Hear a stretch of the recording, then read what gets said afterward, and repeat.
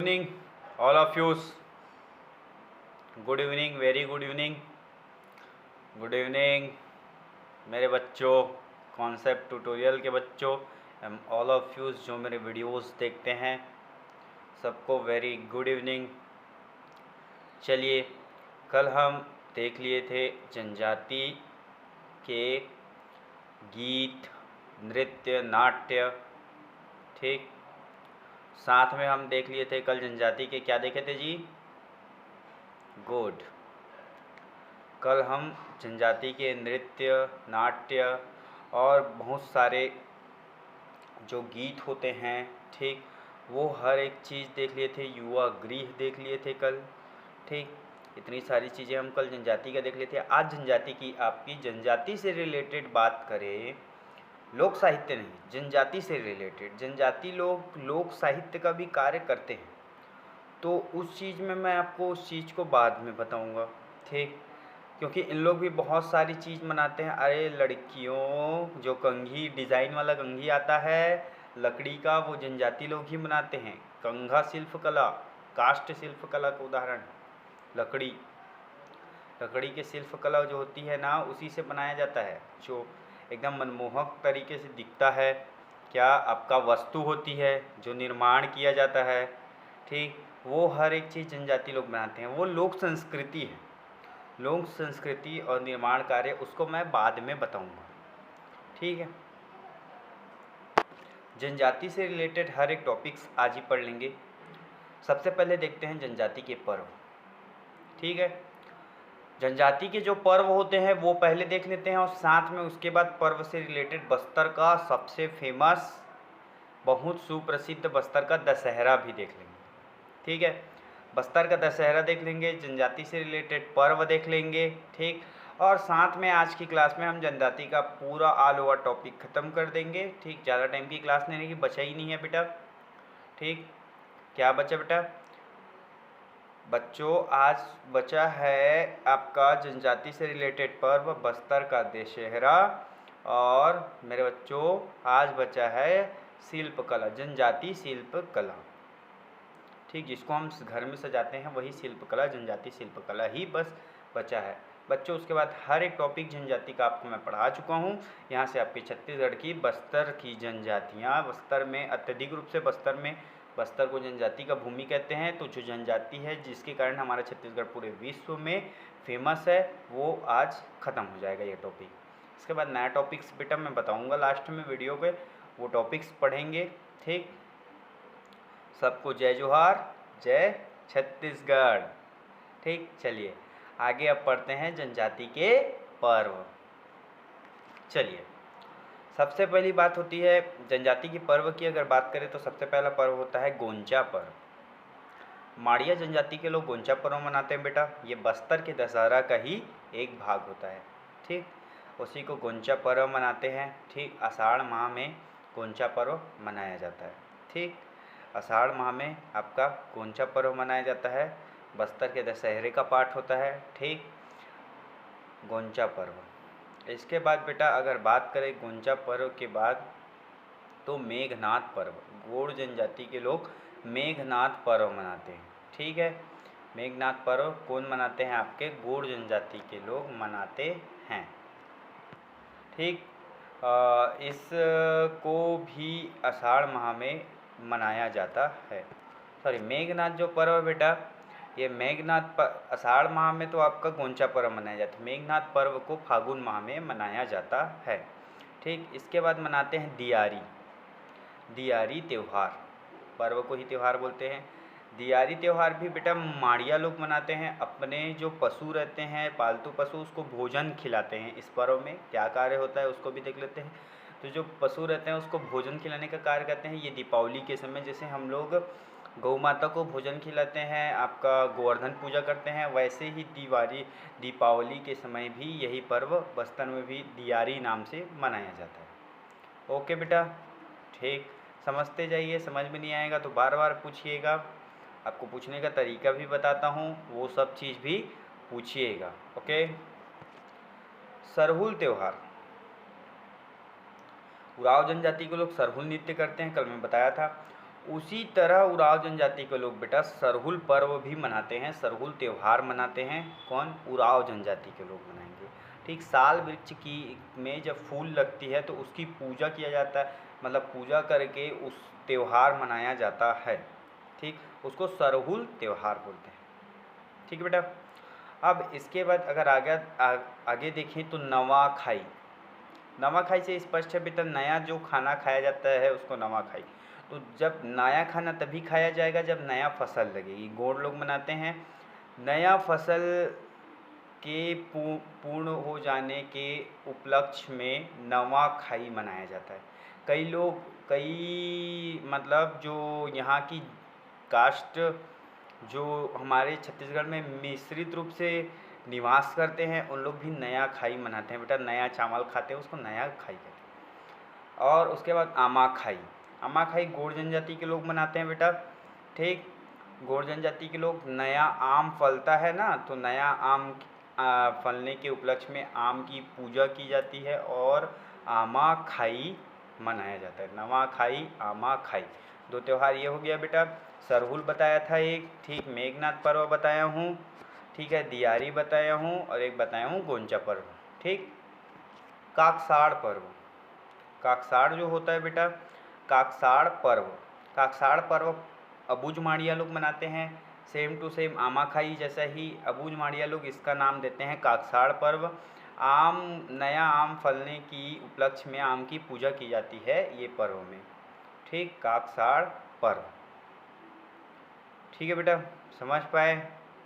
समझ में नहीं आ रहा होगा तो पूछ लीजिएगा। ओके।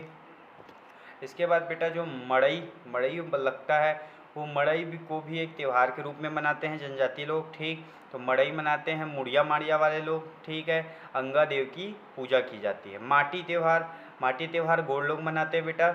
इसमें क्या है, माटी त्यौहार में आपका भूमि की पूजा की जाती है।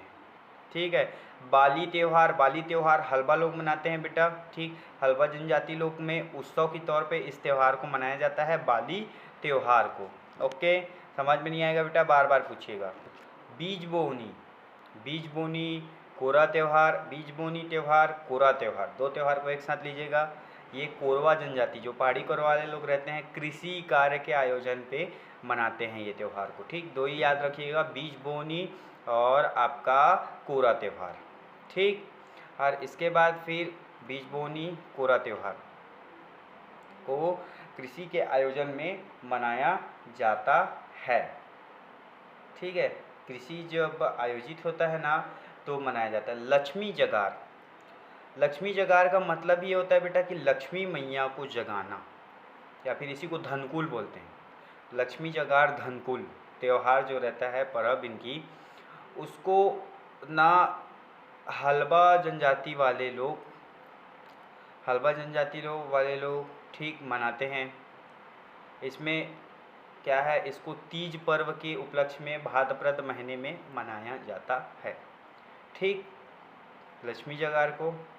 इसके बाद कमार त्यौहार, कमार नाम है त्यौहार का, जनजाति नहीं, कमार। ठीक, उराव जनजाति लोग मनाते हैं, सरगुजा क्षेत्र में मनाया जाता है। इतना आपका त्यौहार हो गया बेटा।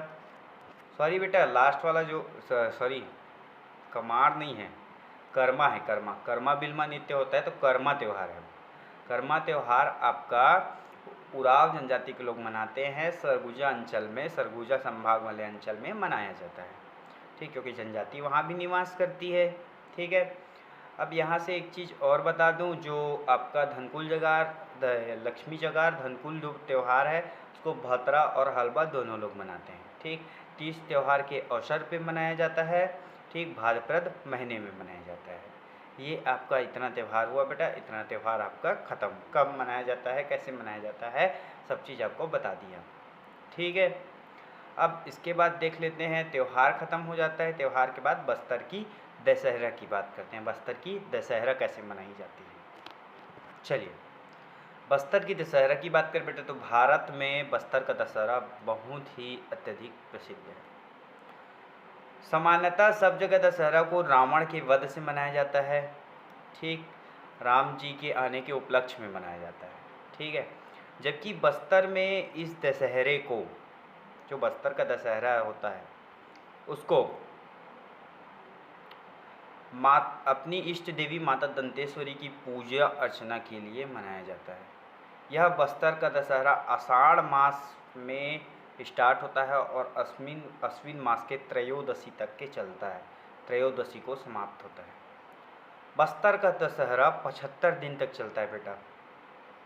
ठीक, ये एक ऐसा त्यौहार है जो अत्यधिक समय तक चलता है, 75 दिन तक। ओके, बस्तर का दशहरा ठीक 75 दिन तक चलता है। इस कारण यह त्यौहार बहुत हर्षोल्लास से बस्तर में मनाया जाता है, बस्तर में ही मनाया जाता है। इस कारण पूरे भारत में हमारा बस्तर, पूरे विश्व में हमारा बस्तर बहुत प्रसिद्ध है। ओके, बस्तर की दशहरे की बात करें तो बस्तर के दशहरे का स्टार्ट बेटा पुरुषोत्तम देव के द्वारा किया गया।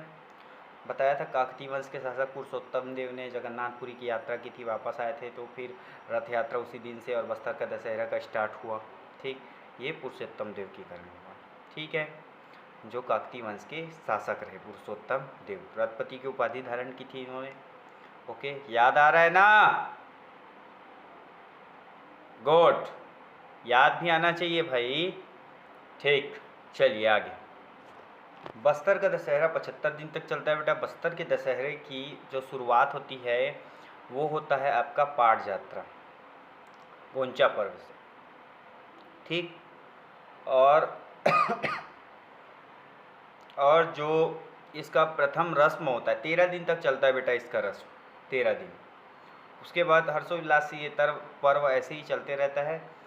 इस पर्व का अंत जो अश्विन के त्रयोदशी, शुक्ल पक्ष के त्रयोदशी में होता है, तो उस त्रयोदशी को ओहाड़ी पर्व से इस पर्व की समाप्ति होती है। ओके, पहले देखते हैं पहले पाट यात्रा।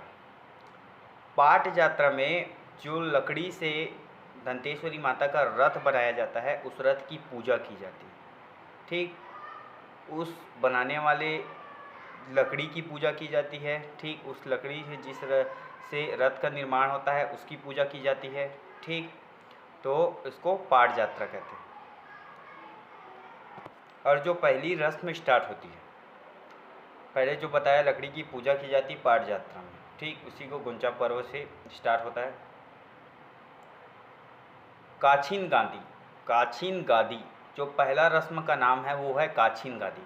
इसमें बेल के जो पेड़ रहते हैं उसमें कांटे रहते हैं, उस कांटों से एक सैया का या फिर एक बिस्तर का निर्माण किया जाता है। ठीक, ये आपका अश्विन अमावस्या को ये मनाया, ये होता है काछीन गादी का रस्म। ठीक, अश्विन अमावस्या को एक बेल से जो बने, क्या बेल जो रहता है, बेल का पेड़ देखियो कांटे रहते हैं उसमें, उसी कांटों को एक समझ लो बिस्तर के टाइप में, गद्दे के टाइप में बिछाया जाता है और उसमें काछीन देवी का आवाहन किया जाता है। काछीन देवी का आवाहन करके निर्विघ्न पूरे दशहरा को संपन्न करने के लिए उसकी पूजा अर्चना की जाती है। और काछीन देवी किसी कन्या पे आ जाए इस कारण एक कुंवारी कन्या को उस कांटों के वस्त्र पे लिटाया जाता है, बिठाया जाता है। ओके, समझ पाए बेटा? गुड। काछीन गादी के बाद इनका दूसरा रस्म होता है आपका जोगी बिठाना। ठीक, जोगी बिठाना में ये होता है कि बेटा 9 दिन के लिए किसी एक व्यक्ति को बिना खाए पिए योग साधना करना, उनके साथ में कलश की स्थापना करना ही जोगी बिठाना होता है। कलश की स्थापना करना जोगी बिठाना। कलश की स्थापना होगा तो 9 दिन के लिए जो रहेंगे, जो योग उपासना करेंगे, वो व्यक्ति उस कलश के सामने अपना देवी की पूजा अर्चना करते हैं। ये होता है आपका जोगी बिठाना। ओके, ठीक, अब आगे देखते हैं। दुर्गा अष्टमी के एक दिन पहले रथ यात्रा होता है, मतलब रथ की परिक्रमा होती है। ठीक, रथ की परिक्रमा कराई जाती है। ठीक, रथ बना हुआ है जो लकड़ी का, पाट यात्रा में लकड़ी की पूजा हुई, उस लकड़ी से रथ का निर्माण हुआ रहता है। उस रथ में रथ परिक्रमा यानी रथ में दंतेश्वरी माता को विराजमान करके, ठीक, पूरे नगर में भ्रमण कराया जाता है। और इस पर्व के बाद जब दुर्गाष्टमी आती है तो दुर्गाष्टमी को के रात्रि को निशा यात्रा कार्यक्रम का आयोजन किया जाता है। ठीक, दुर्गाष्टमी की रात्रि को निशा यात्रा कार्यक्रम का आयोजन किया जाता है। उसके बाद अब 9 दिन जब बीत जाते हैं तो इसके बाद जो जोगी बिठाना हुआ था अब जोगी उठाना हो। ठीक, तो जो कन्या उस बेल जो कलश रखा रहता है उसको अब उठा के दंतेश्वरी मंदिर में दंतेश्वरी माता के समीप रखा जाता है।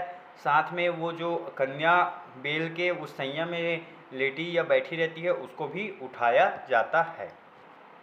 इसके बाद होता है मावली परघाव। ऐसा माना जाता है बस्तर की इष्ट देवी है दंतेश्वरी देवी, उनकी बड़ी बहन है मावली माता। मावली माता को मावली परघाव पर्व में अपने कंधों पे माड़िया जनजाति के 4 लोग कंधे पे बिठा के दंतेवाड़ा में प्रवेश करवाते हैं। ठीक, और उनको भी स्थापित किया जाता है जो पूजा स्थल रहता है उसमें मावली माता को, मतलब मावली माता का समझ लीजिए आगमन होता है मावली परघाव में, क्योंकि बस्तर के लोग मानते हैं कि दंतेश्वरी माता की बड़ी बहन है मावली माता, तो वो इस कार्यक्रम के लिए हमारी इष्ट देवी है। ठीक, समझ पाए? चलिए इसके बाद आगे देखते हैं। विजयदशमी के दिन इसमें एक पर्व मनाया जाता है भीतर रहनी। भीतर रहनी का ही मतलब आप समझिए एकदम बहुत अच्छा इम्पोर्टेंट है ये। भीतर रहनी में जो रथ है उसको पुनः पूरे नगर का भ्रमण कराया जाता है, जो पूजा स्थल से निकाल के पूरा भ्रमण करके सभी के घर द्वार में जाके भ्रमण करा के फिर से उसको जहाँ से कुमोगोड से जो निकाला रहता है उसी में फिर से लाके उसको रखा जाता है। ये होता है भीतर रहनी का पर्व। भीतर रहनी के पर्व में सभी लोग जो सहयोग करते हैं उन्हें रुमाल और बीड़ा पान, जो पान रहता है जी पान, बीड़ा पान दे के सम्मानित किया जाता है। ठीक, बाहर रहनी, इसके बाद बाहर रहनी जो होता है तो जो रथ को फिर से रखा जाता है उसको सिंह दरवाजे से, जो सिंह दरवाज़ा रहता है उसके वहाँ से दंतेश्वरी मंदिर में प्रवेश कराया जाता है। ये होता है आपका बाहर रहनी। ओके, समझ पाएँ? अब इसके बाद ये होता है वो विजयदशमी के दिन भीतर रहनी, और ये एकादशी के दिन होता है आपका बाहर रहनी। इसके बाद लास्ट पर्व एक और बचा है, इसके बाद आपका बस्तर का दशहरा ख़त्म हो जाएगा। ठीक, अब इसके बाद मुरिया दरबार का आयोजन किया जाता है। जो वहाँ के राजा रहते हैं जिनको राजा की तरह मान्यता मिली रहती है बस्तर में, कुछ प्रमुख लोग, वो उनको क्या है आपका मुरिया दरबार का वो आयोजन करते हैं। ठीक, और जो सभी समस्त जनजाति हैं उनकी समस्याओं का उस दरबार में निराकरण किया जाता है। अब इस त्यौहार का बेटा ये 13 रस्म ख़त्म होते हैं। इसके बाद लास्ट जब ये उसके बाद ये त्यौहार स्वतः ही ऐसे ही चलते रहता है, हर्षोल्लास के साथ मनाते जाते हैं हिंदू। 13 दिन के बाद से फिर वो 75 दिन तक, जो 75वां दिन रहता है बेटा वो अश्विन शुक्ल पक्ष की त्रयोदशी की तिथि रहती है। उस दिन अब इनकी विदाई रस्म होती है जिसको ओहाड़ी पर्व बोलते हैं। ओहाड़ी पर्व से बस्तर की दशहरा का विदाई होता है, विदाई रस्म होता है। ओके, इस दिन जो मावली माता को दंतेवाड़ा लाया रहता है, दंतेवाड़ा में प्रवेश कराया जाता है, उस मावली माता का विदाई किया जाता है। ठीक, विदाई किया जाता है। विदाई के लिए जो होता है उसी को विदाई रस्म या ओहाड़ी पर्व कहते हैं। यहाँ से आपके बस्तर का दशहरा का अंत होता है। ठीक, एक बार मैं सिर्फ ऐसी एग्जैक्ट बता देता हूँ आपको। पाट यात्रा पर्व पहला कार्यक्रम होता है। इसके बाद पहली रस्म होती है कंचन गादी। ठीक, काछिन गादी पहली रस्म होती है। उसके बाद फिर जोगी बिठाना। ठीक, उसके बाद फिर रथ परिक्रमा, उसके बाद फिर जोगी उठाना। ठीक, फिर भीतर रहनी, फिर बाहर रहनी। ठीक, मुरिया दरबार। ठीक, और उसके बाद आपका मुरिया दरबार के बाद ओहाड़ी पर्व। ठीक, और एक भूल गए जो मावली माता लाया जाता है, मावली परघाव। ओके, ओहाड़ी पर्व से अंत, और आपका इतना पर्व बस्तर के दशहरा में मनाया जाता है। ये आपके बस्तर के दशहरा का अंत हो गया, समाप्त। अच्छे से समझा दिया। कोई भी प्रॉब्लम हो फिर से आप मेरे से पूछ लेना। ओके, इसके बाद देख लेते हैं बेटा शिल्प कला। यहाँ 4 प्रकार की शिल्प कला होती है, उस चारों प्रकार की शिल्प कला को एक बार हम एक नज़रिए से देख लेते हैं, पढ़ लेते हैं, ताकि आप शिल्प कला भी जान लीजिए। इसके बाद आपका जनजाति का एक बहुत इम्पॉर्टेंट, बहुत मोस्ट इम्पॉर्टेंट छत्तीसगढ़ का टॉपिक खत्म हो जाएगा। ठीक, चलिए देखते हैं। पहला शिल्प कला होता है बेटा घड़वा शिल्प कला। घड़वा शिल्प कला होता है, ठीक है, घड़वा शिल्प कला, ढोकरा शिल्प कला होता है। घड़वा शिल्प कला, डोकरा शिल्प कला 4 प्रकार की होती है। तो पहला घड़वा शिल्प कला, दूसरा ढोकरा शिल्प कला, तीसरा रजवार भित्ति शिल्प कला और चौथा काष्ठ शिल्प कला। ठीक, तो इसमें थोड़ा सा डिटेल करके देख लेते हैं बेटा। ये आपकी 4 प्रकार की शिल्प कला होती है जो जनजाति लोग के करते हैं, जनजाति शिल्प कला कहलाती है। पहला आपका बेटा डोकरा शिल्प कला।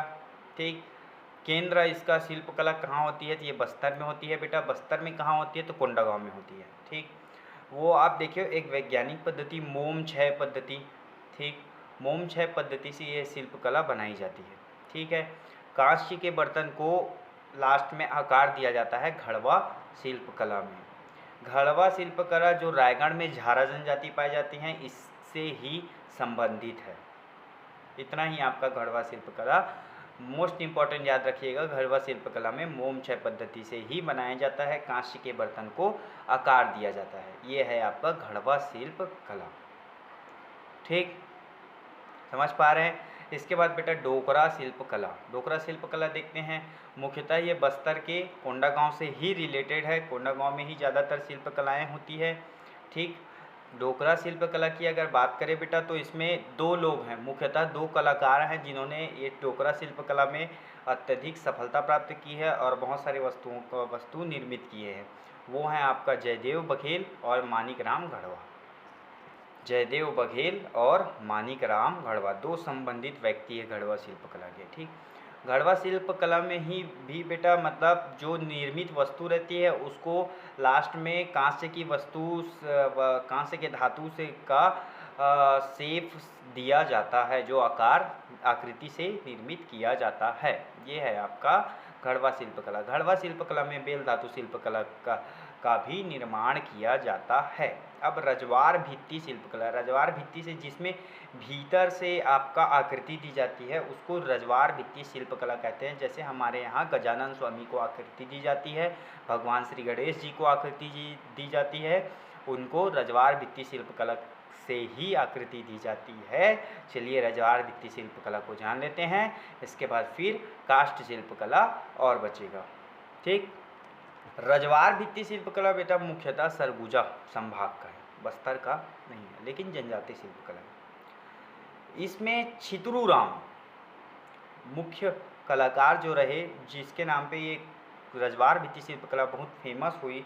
ठीक, वो रहे आपके छितरू राम और देवनाथ। छितरू राम और देवनाथ हंसो मत रे, नाम है। ठीक है, समझो बेटा, बहुत थोड़ा सा कॉम्प्लिकेटेड हंसने वाला नाम है बेटा, लेकिन समझना पड़ेगा हमको। ये चीज़ जानना बहुत इम्पोर्टेंट है। मैं नहीं पढ़ाता अगर क्वेश्चन नहीं आते तो, बहुत क्वेश्चन आते हैं। ठीक है, तो छितरू राम और देवनाथ 2 कलाकार हैं। इसमें बेटा ये तुम्हारे समझ लीजिए छत्तीसगढ़ के कुम्हार जैसे हैं। ठीक, मिट्टी के बर्तन को रंगों से अत्यधिक सुंदर कला